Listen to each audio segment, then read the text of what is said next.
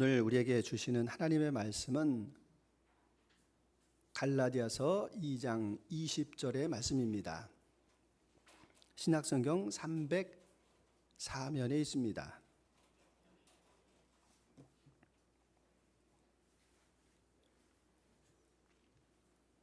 갈라디아서 2장 20절의 말씀 찾으신 줄 알고 우리 한 절의 말씀 같이 합독하겠습니다. 내가 그리스도와 함께 십자가에 못 박혔나니 그런즉 이제는 내가 사는 것이 아니요 오직 내 안에 그리스도께서 사시는 것이라.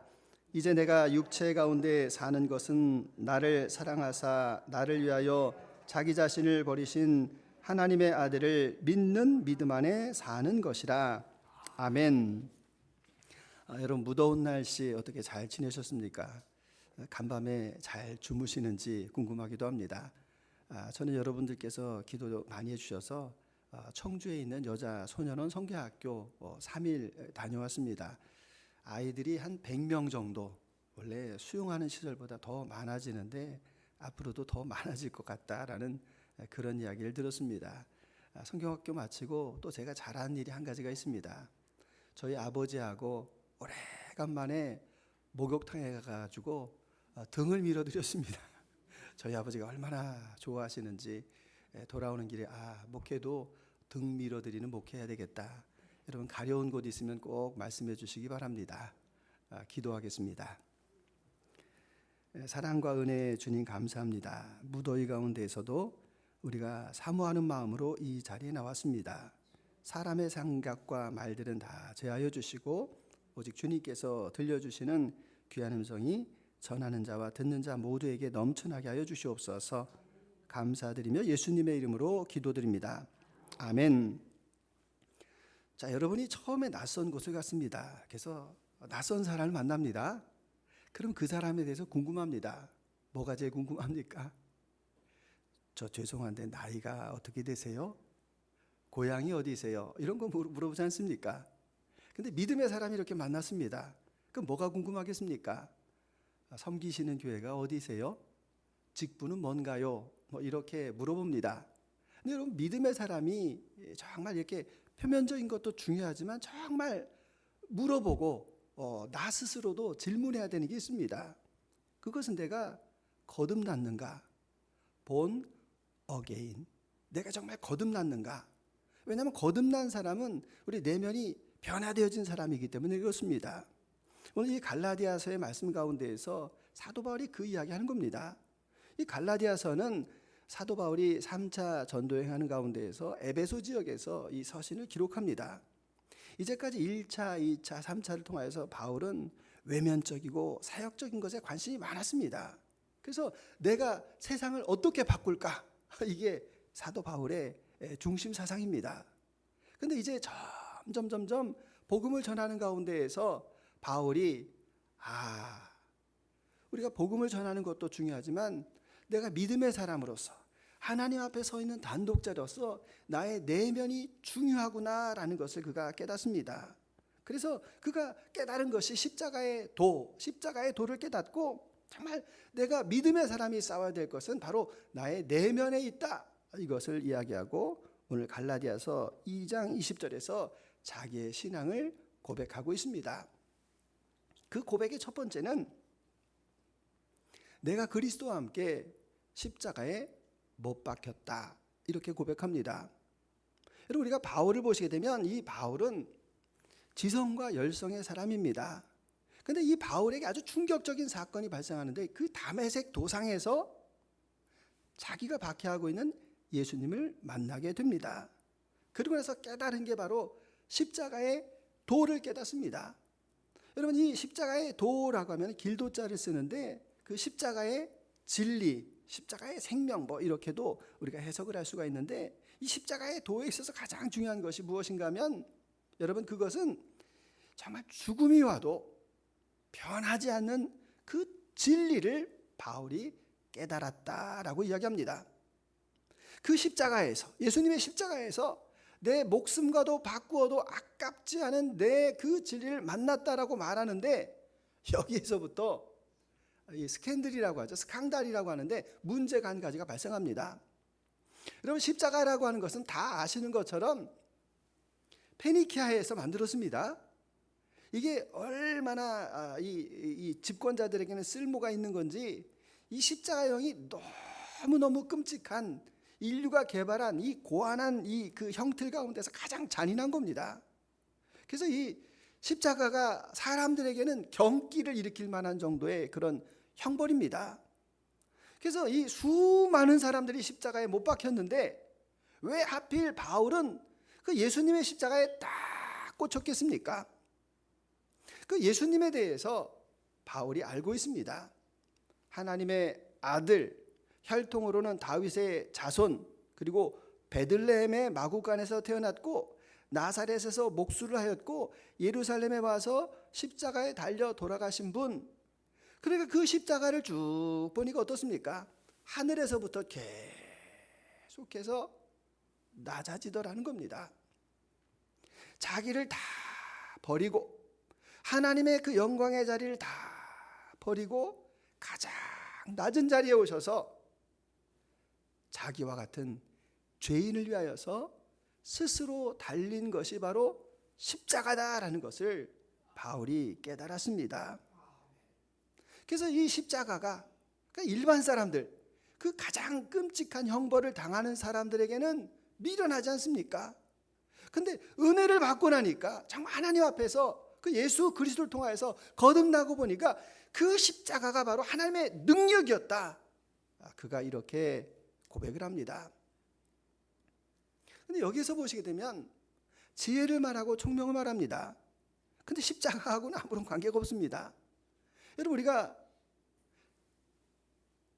십자가가 가장 천한 사람들, 가장 중범죄인들의 형틀이라고 말씀을 드렸습니다. 유대인들은 그 십자가를 생각하는 게 아니라 표적을 구합니다. 표적. 어떤 표적입니까?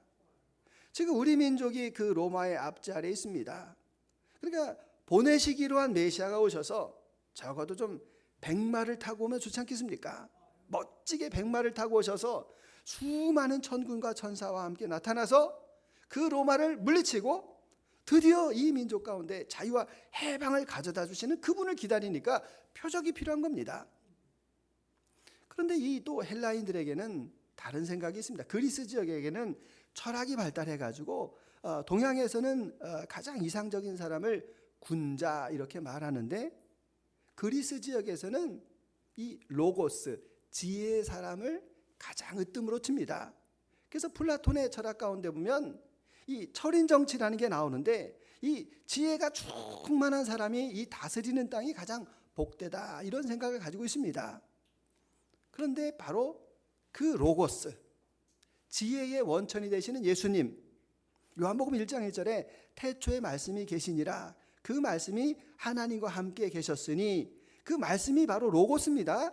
그 로고스가 바로, 그 말씀이 바로 하나님이시다라고 하는 그 신앙의 고백을 하고 있지 않습니까? 그 말씀의 지혜가 되시는 그 예수님께서 그 십자가에 달리셨습니다. 그래서 그가 깨달았습니다. 저 십자가의 죽음이 가장 위대한 죽음이다라는 것을 깨달았습니다. 그래서 나도 십자가에 못 박힙니다, 이렇게 고백합니다.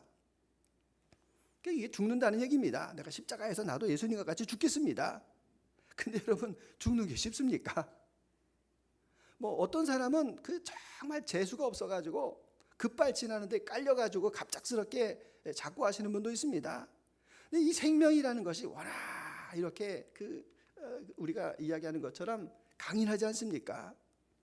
제가 아는 분이 고민을 하는데, 자기 모친께서 이제 90이 넘으셨는데 그 70세부터 야, 이제 내가 살면 얼마나 사냐, 뭐 이렇게 늘 말씀하셨는데 90이 넘게 사시고 요양원에 계시고 그리고 이제 이 발가락이 이게 계속 이렇게 썩어져 가서 이 괴사가 나타나 가지고 수술을 해야 되는데 이 어른들은 마취를 못 한답니다.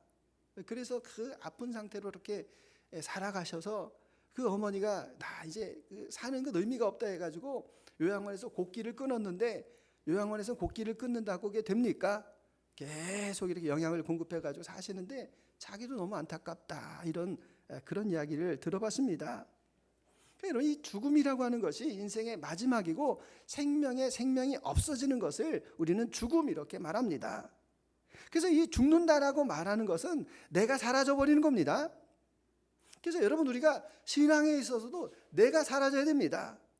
늘 말씀을 올리지만 제사를 이렇게 지내는데, 제사가 뭐 예배 아닙니까? 제단을 쌓고 예배를 드리는데 옛날 제사 지낼 때 보면은 다 삶습니다.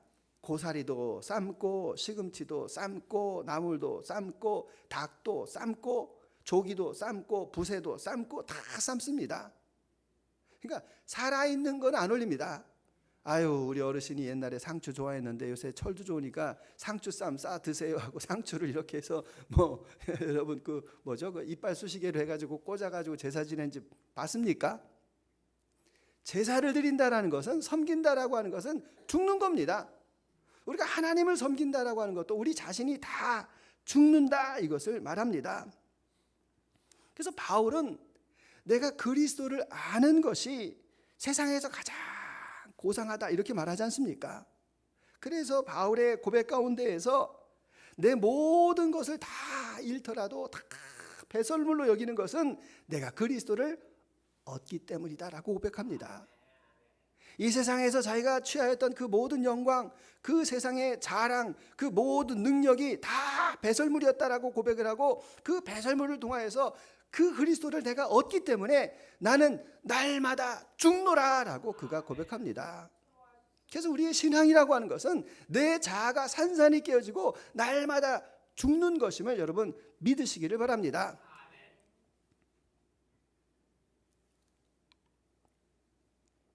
이제 내가 죽었습니다. 나가 없습니다. 나가 없는 겁니다. 그 나가 없는 사람은 어떻습니까? 죽은 닭에게 이렇게 칼로 푹 쑤시면 닭이 뭐 반응합니까? 반응 안 합니다. 그 말은 내가 옛날에 생각했었던 내 경험, 내 지식, 심지어는 내 자존심까지도 다 싹 다 죽었습니다. 여러분, 이게 믿음의 제로 베이스입니다. 여러분, 이 제로 베이스가 안 돼 있으면 안 됩니다. 왜냐하면 신앙생활 잘하다가 내 승질대로 삽니다. 여러분, 이 교회 안에도 내 승질대로 사는 교회들이 많습니다.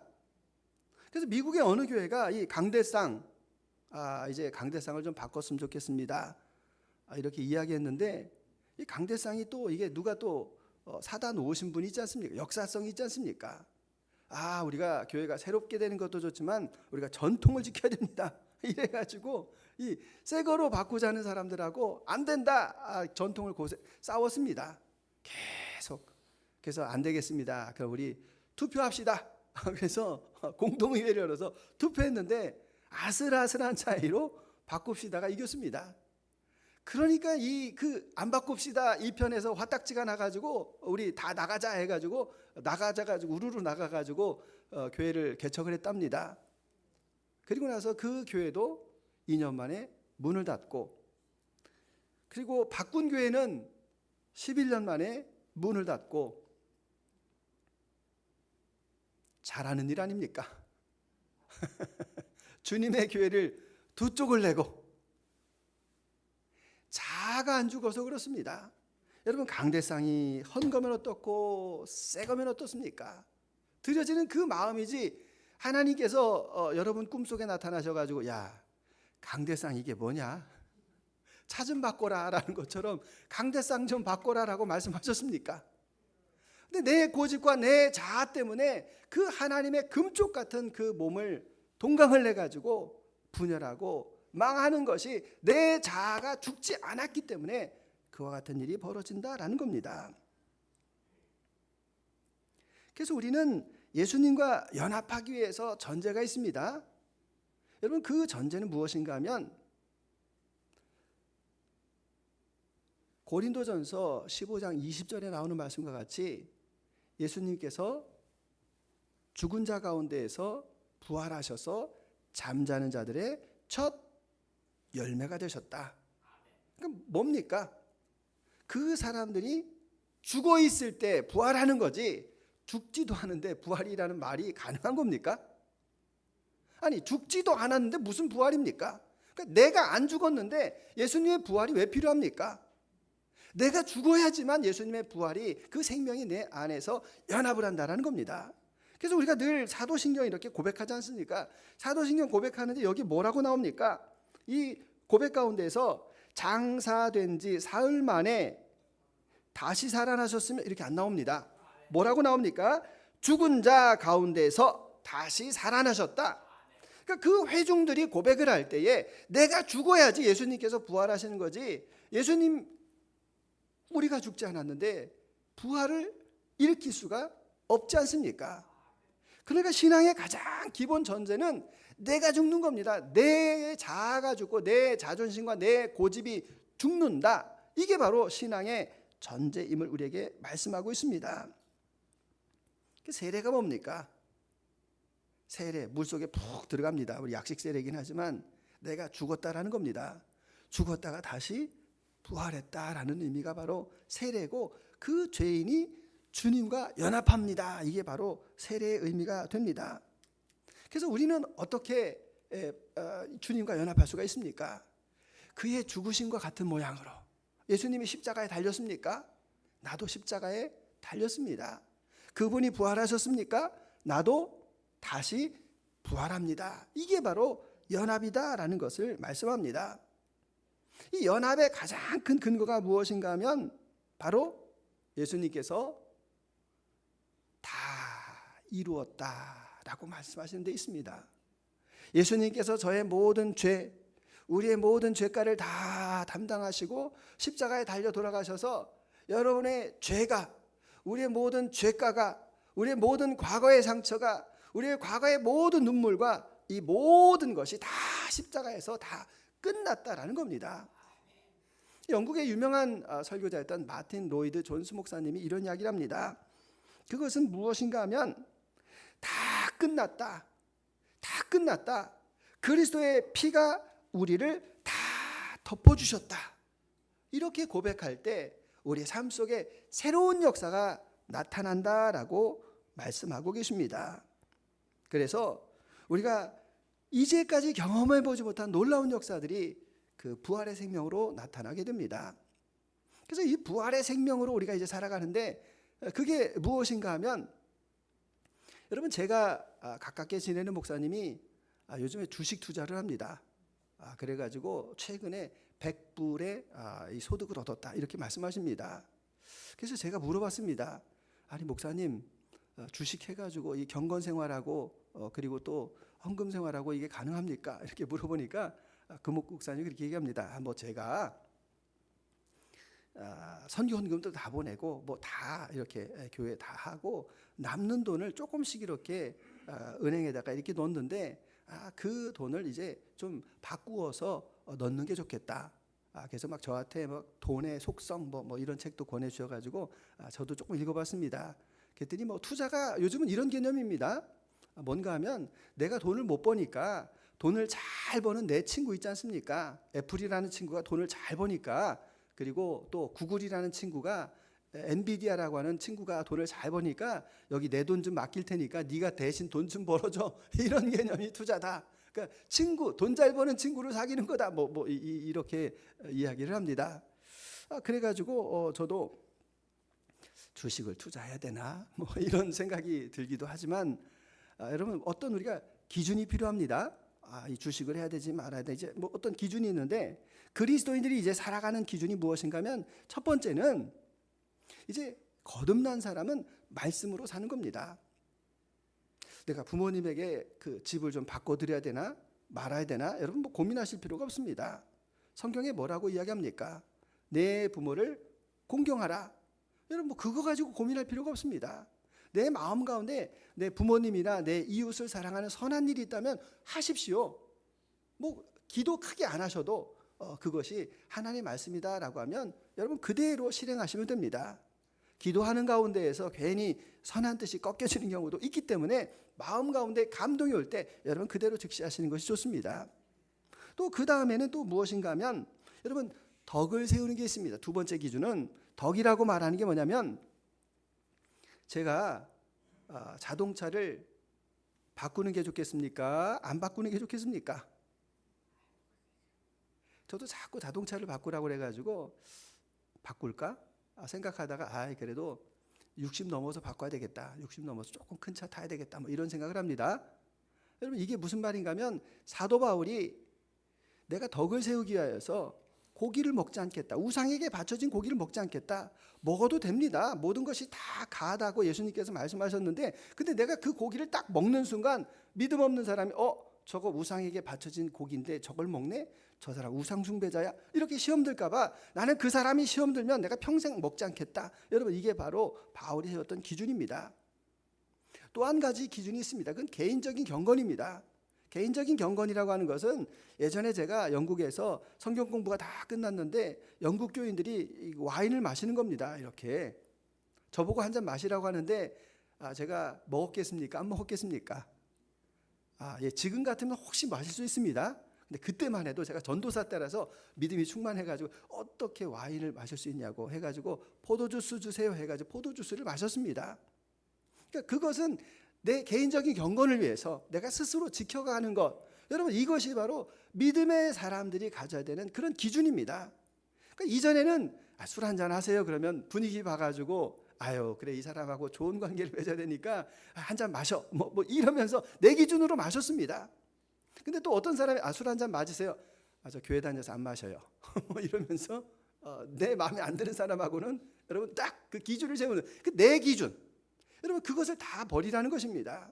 그래서 주님께서 말씀하시는 바가 무엇인지를 내가 깨닫고 살아가는 것이 바로 이 그리스도께서 내 안에 사시는 것이다 라고 우리가 고백을 드릴 수가 있습니다.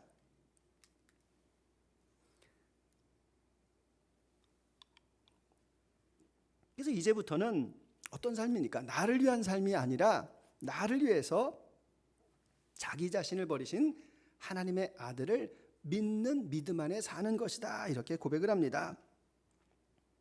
여러분 그래서 이제 십자가에서 다 끝났다라고 우리가 선포합니다. 여러분 다 끝났다라는 말이 그냥 아주 깊은 말입니다. 아주 깊은 말입니다. 그래서 십자가에서 다 끝나면 어떻게 되는가 하면 고린도후서 5장 17절 같이 한번 읽어봅니다. 그런즉 누구든지 그리스도 안에 있으면 새로운 피조물이라 이전 것은 지나갔으니 보라 새 것이 되었도다. 아멘. 자, 십자가에서 내가 죽었습니다. 예수님과 함께 부활했습니다. 그러면 이제 뭡니까? 새로운 사람입니다. 새로운 피조물이 되는 겁니다. 저와 여러분들은 예수님의 십자가 부활로 인하여서 새로운 피조물 새 것이 되었음을 믿으실 수 있기를 바랍니다. 자, 그래서 이 세 사람이 되었는데 이 세 사람은 이제 어떻게 살아야 됩니까? 깨끗하게 살아야 됩니다. 제가 운동을 하고 운동을 하면 땀이 많이 나는데 옛날에 제가 청년 때는 이렇게 땀이 좀 이렇게 구수했습니다. 그런데 지금은 이제 나이를 먹으니까 이제 이 운동하면 땀에서 냄새가 이 쩔은 냄새가 납니다. 그래서 목욕탕을 갈 때 새 옷을 가지고 갑니다. 목욕을 싹 했습니다. 그럼 여러분 어떤 옷 입습니까? 더러운 그 옷 안 입습니다. 새 옷으로 갈아입는다. 이런 의미입니다. 최근에 재미있는 뉴스 가운데 엘리 휴스라고 하는 영국의 한 여자가 있습니다. 이분이 몸무게가 150kg이 나갔는데 그 몇 주 만에 이제 89kg 몸을 뺐다고 합니다. 몸을 뺀 이유가 뭔가 하면은 자기가 피깅을 당했다 뭐 이런 말을 합니다. 피깅이라는 말이 무슨 말인가 하면 그 매력 없는 여자에게 멋진 남자가 다가와 가지고 그 하룻밤 풋사랑의 대상으로 만드는 것, 이게 피깅이라고 하는 겁니다. 그러니까 정말 자기는 좋아했던 남자, 자기를 좋아했는 줄 알았는데 자기를 그 놀이개감으로 여겼기 때문에 너무 속이 상해가지고 내가 살 뺄 거야 해가지고 그 어마어마하게 60kg 이상을 뺐다라고 합니다. 뺐습니다. 빼면 이제 뭔 현상이 나타납니까? 우리 다 날씬해가지고 안 빼셔서 모르죠. 요요가 나타나지 않습니까? 요요가 왜 나타나는 겁니까? 옛날에 그러한 체중을 가지고 있었으니까 다시 돌아가려고 하는 그 속성, 요요의 속성이 있다라는 겁니다. 여러분 그 요요가 나타났을 때 내가 옛날에 그 수치를 당했는데 빵 먹고 탄산음료 마시고 밤에 야식하고 하겠습니까? 안 하죠. 내가 그 수치를 당해가지고 내가 다시는 그런 삶을 안 살게 해가지고 제로콜라 마시고 또 통밀빵 먹고 요구르트 마시고 뭐 채소 먹고 뭐 여러분 이러는 거 아닙니까? 그게 세 사람의 기준이라는 겁니다. 근데 때때로 세 사람의 그 기준 가운데에서 살지 못할 때가 있습니다. 왜냐하면 아까도 말했지만 유혹이 있습니다. 유혹이. 그 유혹이라고 하는 것이 무엇인가 하면 옛사람입니다. 여기 적혀 있는 대로 예수와 함께 십자가에 못 박혔다. 이 옛사람도 다 끝났다라는 겁니다.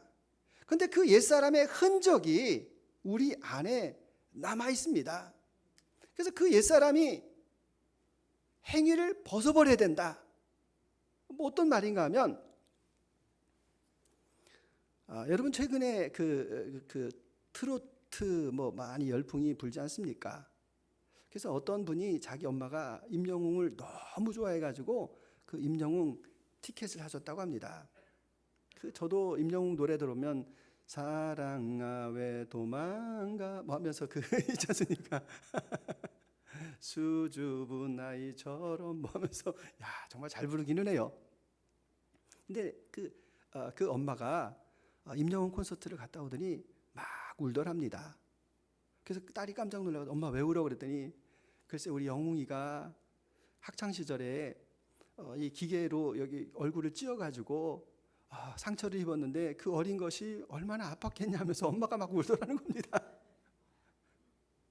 근데 그 딸이 하는 말이 자기는 지금 맹장 수술 받고 와가지고 아파 죽겠는데 딸 얘기는 안 물어보고 엄마 임영웅 걱정하고 있어가지고. 근데 여러분 가운데에서도 불타는 트롯맨 미스트롯 좋아하시지 않습니까? 저희 그 여동생 두 권사님도 그 애녹 좋아가지고 콘서트 가서 이렇게 사진 찍어서 이렇게 보내고 그러는데 뭐 괜찮습니다. 뭐 그럴 수 있습니다. 근데 왜 하는 겁니까? 왜 하는 거냐면 옛날에 들어봤으니까.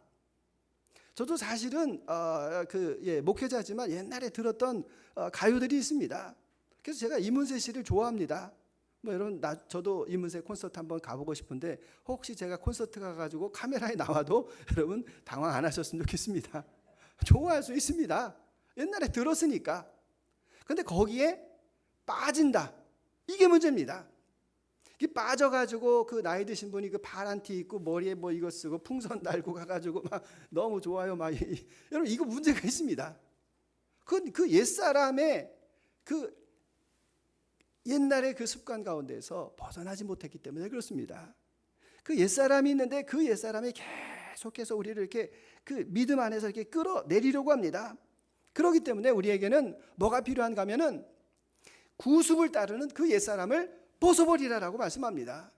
그 구습, 옛날에 내가 했었던 그 과거적인 그 습관, 그 죄의 종이 되었고 노예가 되었던 그 습관을 버리라고 말합니다. 여러분 버리지 않으면 이런 일이 벌어집니다. 어떤 게 있습니까? 내 안에 있는 그 옛사람이 있다라는 겁니다. 그 옛사람은 7가지가 있는데 여러분 이 대머리를 말씀을 올리면서 제가 말씀을 늘 드렸습니다. 수치심이 있습니다. 그리고 죄책감이 있습니다. 두려움이 있습니다. 자기의가 있습니다. 신념과 고정관념, 그리고 이 말에 의한 과거의 상처, 인정받고 싶은 욕구가 있고 이 죽음에 대한 그 공포가 있다라는 겁니다. 그래서 우리가 화를 낼 때 그 옛사람이 확 올라옵니다. 그럼 여러분 그 화가 날 때 그 옛사람을 처리하시면 됩니다. 그 옛사람을 처리하는데 저도 지난 주간에 한 가지 옛사람을 처리한 게 있습니다. 청주여자 소년원에서 지난 주간에 제가 설교를 했습니다. 사실 제가 거기 가도 설교 잘 안 합니다. 왜냐하면 그 외래에서 이 강사분을 모셔서 강사분들이 설교하시는 게 좋겠다 생각해서 제가 강사를 초빙하는데 올해는 강사로 오시는 분이 없었습니다. 그럴 땐 제가 합니다. 제가 하려고 하는데 이게 설교 중에서 제일 어려운 데가 거기입니다. 청소년 아이들이고 신앙은 아무것도 없고 이 접촉점도 없고 고민스럽습니다. 그래서 고민스러운데 제가 고향이 청주니까 이렇게 운전을 하고 쭉 가다가 갑자기 무슨 생각이 떠올랐는가 하면 예전에 저 가까운 친척한테 들었던 이야기 가운데 너 이기적이야 이런 말을 제가 들은 적이 있습니다. 그래서 그 말이 뭐 별로 신경도 안 썼는데 이 이기적이라는 그 말이 가끔 내가 어떤 행동을 할 때 내가 이기적인가? 여러분 저 이기적입니까? 근데 그 말이 이렇게 딱 생각이 나가지고 내 마음이 불편한 겁니다. 그래서 제가 이 감정에 선이 있었기 때문에 그것을 제가 십자가에 못 박았습니다. 그런데 너무 감사한 게 한 가지가 있습니다. 그게 뭐냐면 이 아이들, 그 소년원에 있는 아이들은 얼마나 주변 사람들한테 욕을 먹었을까? 넌 안 돼. 너는 인간 쓰레기야. 그래서 그 마음 안에 이 쓰레기가 그 안에 얼마나 많이 있을까? 그냥 너 이기적이야 라는 말이 제가 가끔씩 이렇게 걸렸는데 그 하나 가지고 어른이 했던 그 한마디의 말에 걸렸는데 그 아이들에게는 얼마나 많은 그 쓰레기 더미가 있을까라고 생각을 하니까 그 아이들에 대해서 제가 공감이 됐습니다. 여러분 주님께서 우리에게 말씀하시기를 무릇 지킬 만한 것 가운데 너의 마음을 지키라고 말씀하십니다. 생명의 근원이 바로 마음에서 있다라고 말합니다. 마음이 약한 사람은 재벌이라도 여러분 자살할 수 있습니다. 마음이 강한 사람은 사막에 내려다 놔도 깊은 바다에 집어던져도 사람들이 아무리 욕을 해도 그 사람은 살아납니다. 마음이 중요합니다. 신앙의 마음밭이 중요합니다. 그래서 여러분 이 마음이 중요한데 우리는 그 옛사람이라고 하는 것을 다시 한번 잘 생각해 보시면 이 코끼리하고도 비슷합니다. 코끼리 그 2톤 3톤 되는 그 코끼리를 어떻게 그 꼬마애가 이렇게 끌고 다닐 수가 있겠습니까? 어릴 때 훈련을 시킵니다. 훈련을 시킬 때 이렇게 빨간 끈을 묶어놓고 못 도망가게. 그러면 이 나중에는 이 코끼리가 나이를 먹어서도 도망가지를 않고 순종을 하게 됩니다. 그것을 학습된 무력감 이렇게 말합니다. 그래서 이 마틴 셀리그만 교수라는 분이 이 학습된 무력감에 대해서 이야기했는데 어린 시절에 극복할 수 없는 그 환경에 노출이 많이 된 사람은 나중에 이후에 피할 수 있어도 자포자기한다. 그 아이들, 소년원 아이들이 많이 생각이 났습니다. 그래서 우리가 믿음으로 이제부터 살기 위해서 우리에게 필요한 것이 무엇입니까? 그것은 우리가 로마서의 말씀과 같이 한번 읽어봅니다. 이는 그리스도 예수 안에 있는 생명의 성령의 법이 죄와 사망의 법에서 너를 해방하였습니다. 아멘. 우리는 이전에 이 어떤 법 아래서 살았다는 겁니까? 죄의 법, 사망의 법 아래서 살아왔습니다. 그래서 너는 안 돼. 너는 실패자야. 너는 할 수 없어. 너는 능력이 없어. 너는 죽을 수밖에 없어. 이러한 그 정죄하는, 우리를 참소하는 그런 법 아래서 살았는데 이제는 그 예수님께서 다 이루어졌다라는 그 말씀 앞에서 우리가 다 해방이 되어서 이제부터는 새로운 생명, 생명의 법 아래에서 살게 되었다라는 것을 고백을 합니다. 그래서 이제 우리 안에 있는 이런 화를 처리하는 게 이제 중요하지 않습니까? 부부가 싸웠습니다. 화해 잘하십니까? 누가 나에게 기분 나쁜 소리를 했습니다. 여러분 그거 잘 처리하고 계십니까? 우리가 뭐 아프리카 선교사로 나가는 건 아니지 않습니까? 5대양 6대 누르면서 주의 복음을 전하는 건 아니지 않습니까? 주님께서는 우리의 심령 가운데, 우리의 마음 가운데 자정하시기를 원하셔서 우리가 주님의 사람이 되기를 원하고 계신다라는 겁니다. 그래서 작은 일을 감당할지라도, 계란 후라이를 만들지라도, 음식을 하고 내가 청소를 할지라도 그것이 정말 예수님의 마음으로 내가 그 일을 감당하면 주님께서 그 사람을 가장 기뻐하신다라는 말입니다. 주님께서 가장 사랑하는 목사가 누구라고 말씀을 올렸습니까? 저 섬에서 복음 때문에 그 노인들이 계신데도 나오지 못하고 그 평생을 그 섬에서 목회하시는 그 목사님을 하나님께서 가장 사랑하신다. 여러분 맞습니다. 우리가 큰 일을 하지 않더라도 그냥 내 앉은 자리에서 믿음을 가지고 살아갈 때 주님께서 그것이 바로 생명의 법 아래 살아가는 것이다라고 우리에게 말씀하십니다. 그래서 이 화를 처리해야 되는데 이걸 어떻게 처리하겠습니까? 제가 성경의 말씀을 읽다가 굉장히 감동을 받았습니다. 시편 42편 6절의 말씀을 보시게 되면 같이 한번 읽어보겠습니다. 내 하나님이여 내 영혼이 내 속에서 낙심이 되므로 내가 요단 땅과 헤르몬과 마살산에서 주를 기억하나이다. 아멘. 자, 이 사람에게 낙심이 찾아왔습니다. 옛사람에게 붙들려 있습니다. 근데 이 사람이 뭐라고 있습니까? 여기 지명 가운데 요단, 헤르몬, 마살산에서 하나님께서 나에게 하신 일을 기억하였습니다. 이겁니다. 내 마음에 낙심이 찾아오고, 내 마음에 화가 찾아오고, 내 마음에 불안이 찾아오고, 내 마음 가운데 평강이 깨어질 때 우리가 해야 되는 일이 무엇입니까? 그 하나님께서 나에게 이제까지 행하셨던 그 일을 기억하는 것입니다. 하나님께서 나에게 베푸셨던 그 은혜를 기억하는 것, 여러분 그것이 바로 믿음의 출발입니다. 그래서 저도 화가 나가지고 이 화가 안 풀릴 때가 있습니다. 화가 안 풀릴 때 제가 어떻게 한다고 했습니까? 예수님의 십자가를 계속해서 묵상합니다. 아휴, 그 죄도 없으신 양반이 그 예수님께서 그 십자가에서 그 수치를 당하고 그 고통을 당하고 8.15 광복이 나왔는데 그 광복절에 진짜 일본 순사할 때 끌려가가지고 그 형틀에 매었는데 나보고 하라면 내가 하겠는가? 요즘 이런 생각이 많이 듭니다. 야, 정말 근데 그 예수님께서 나를 위하여서 그 수치와 그 모멸과 그 모든 죄를 다 담당하신 그것을 기억합니다. 억지로라도 기억합니다. 그러고 나면 내가 누군가에게 받았던 상처, 내가 누군가에게 들었던 말, 야, 이건 진짜 아무것도 아니다. 제 마음에 위로가 될 때가 있습니다. 두 번째 이 사람이 한 일, 시편에서 시편 기자가 같이 한번 읽어봅니다. 낮에는 여호와께서 그의 인자하심을 베푸시고 밤에는 그의 찬송이 내게 있어 생명의 하나님께 기도하리로다. 아멘. 자, 이 사람에게는 하나님의 그 인자하심과 그분의 그 높으신 뜻에 대해서 찬송을 하면서 기도하고 있습니다. 여러분, 우리는 세상 사람과 다른 것이 있지 않습니까? 속상합니까? 입을 뒤집어 쓰고 기도하라고 말씀드렸습니다. 요걸 실컷 하셔도 괜찮습니다. 기도하는 가운데 하나님 이게 도대체 뭡니까? 하나님이 내 인생 가운데 도대체 해준 게 뭐가 있습니까? 하나님 내가 하나님 믿어가지고 뭐 잘된 게 뭐가 있습니까? 뭐 하나 뭐 표시 나는 게 뭐가 있습니까? 하나님 좀 이것도 못 들어주십니까? 하나님 가슴 뜨끔하게 여러분 기도하시면 됩니다. 하나님 민망하게 여러분 기도하시면 됩니다. 전에도 말씀을 드렸지만 시집도 못 가고 너무 속상해가지고 술을 잔뜩 먹고 욕은 잘하니까 그냥 기도하면서 하나님 앞에 욕을 시컷 했는데 성령 받아가지고 여러분 하나님 다 이해하십니다. 단둘이 하시면 괜찮습니다.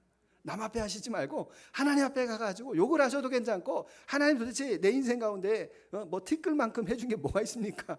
여러분 기도하시라는 겁니다.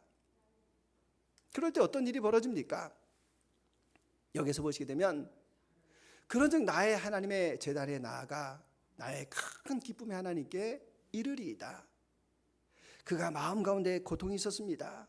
그래서 하나님께서 행하신 일들을 기억하였고 그리고 그 인자하시고 찬송의 그 하나님 앞에 기도하였습니다. 그리고 세 번째로 한 일이 바로 하나님의 제단 앞에 나갔다라는 것 아닙니까? 그리고 그 하반절을 보시게 되면 내가 수금으로 주를 찬양하리이다. 왜 찬양합니까? 하나님 정말 나에게 이 문제가 있었습니다. 내가 정말 힘든 일이 있었습니다. 그래서 내가 하나님 앞에 간절하게 나가서 기도하고 내가 이렇게 했더니 그 예수님의 그 십자가의 보혈로 나의 그 모든 문제를 다 풀어주셨습니다. 그래서 예수님과 함께 수치심은 십자가에 못 박혔습니다. 나의 두려움도 십자가에 못 박혔습니다. 나의 죄책감도 십자가에 못 박혔습니다. 나의 의도 십자가에 못 박혔습니다. 나의 그 과거의 상처도 나의 죽음에 대한 그 공포도 이제 십자가에 다 못 박혔습니다. 나는 자유합니다 라고 선포하며 살아가는 것 아닙니까? 그래서 그 밭이 여러분의 마음의 밭이 정리가 되셔야 됩니다. 깨끗한 밭이 되셔야 됩니다. 그럴 때 주님께서 그 밭에 무엇을 심어주시는 겁니까? 성령의 9가지 열매를 심어주시는 겁니다. 그래서 우리의 마음의 밭에 그 성령의 열매가 주렁주렁 맺히지 않겠습니까? 주님께서 저와 여러분들을 하늘에서 기다리실 때 금방 식별이 가능할 것 같습니다. 여러분 이파리를 보고 저게 사과나무야 배나무야 뽕나무야 구별은 안 되지만 열매를 딱 보면 사과나무구나. 저 사람에게는 성령의 열매 가운데에서 희락의 열매가 저렇게 크구나. 저 사람에게는 인내 열매가, 저 사람에게 충성과 온유의 열매가 크다라고 주님께서 금세 알아보시지 않겠습니까? 저와 여러분에게 필요한 것은 바로 그와 같은 열매라는 것입니다. 잎사귀가 무성한 무화과 나무가 아니라 열매 맺는 나무다라고 주님께서 여러분에게, 저에게 분명하게 말씀하고 계십니다. 그 사람이 천국을 사는 겁니다. 여러분, 죽어서 가는 천국이 아니라 지금 이 순간에도 말씀을 전하면서 제 마음 가운데 감사가 넘치면 제 안에 지금 천국 아닙니까? 여러분이 말씀을 듣는 가운데에서 나에게 찔림이 있든 감동이 있든 교훈이 있든 저 말씀이 정말 하나님께서 나에게 하시는 말씀이다라고 여러분이 기억하시면 그 심령이 바로 천국 아닙니까? 누군가에게 작은 일을 베풀었을 때 고맙습니다라고 인사하는 그 안에 천국이 있는 것 아닙니까? 내가 용서할 수 없는 사람이 있었는데 그 사람에게 이 아포헤이미라고 하는 그 헬라어의 말과 같이 내 안에 있는 무엇인가, 내 안에 있는 이 더러운 것, 용서하지 못하고 나를 억압하고 있는 것, 나를 짓누르고 있는 이것을 내가 버리는 것, 이게 바로 용서입니다. 그래서 용서할 때 내 안에 기쁨과 감사와 은혜가 넘쳐나는 것 아닙니까? 용서하지 않으면 온갖 쓰레기가 내 안에 가득히 들어와 가지고 내 심령을 마르게 하고 내 신앙을 마르게 하고 나를 서서히 신앙에서 고사시키는 것 아니겠습니까? 말씀을 정리하겠습니다.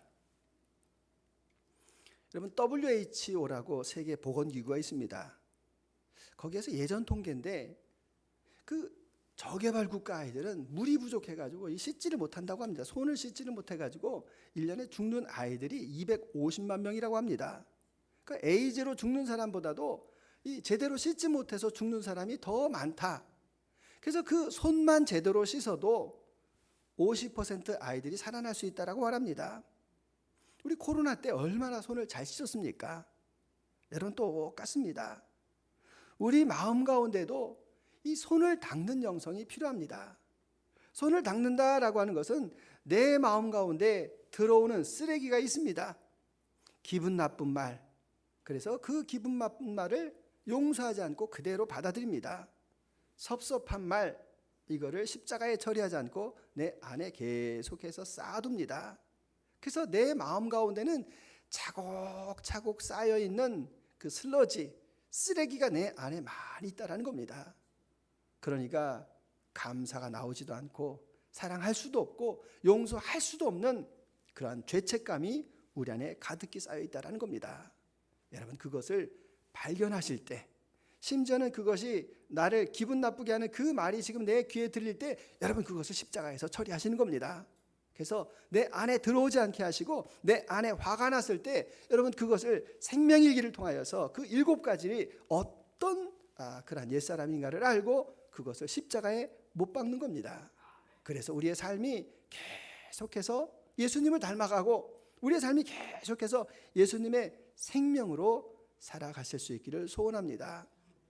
늘 외우고 계시겠지만 우리 생명선언 같이 한번 읽어보고 제가 기도하겠습니다.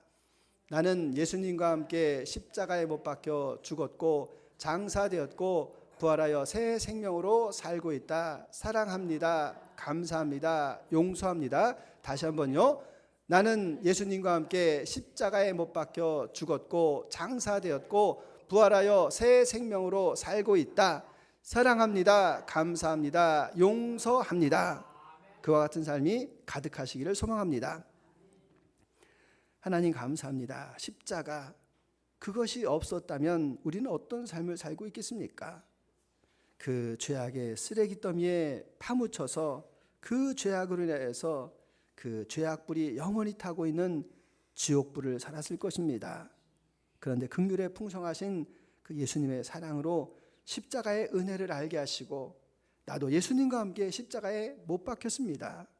나의 옛사람은 다 죽었습니다. 과거의 나는 다 잊혀졌습니다. 이제 새로운 생명, 부활의 생명, 예수님의 생명으로 살아가기를 소망합니다. 이러한 고백이 가득히 넘쳐나는 우리 모두가 다 되도록 주님 함께하여 주옵소서. 감사드리며 예수 그리스도의 이름으로 기도드립니다.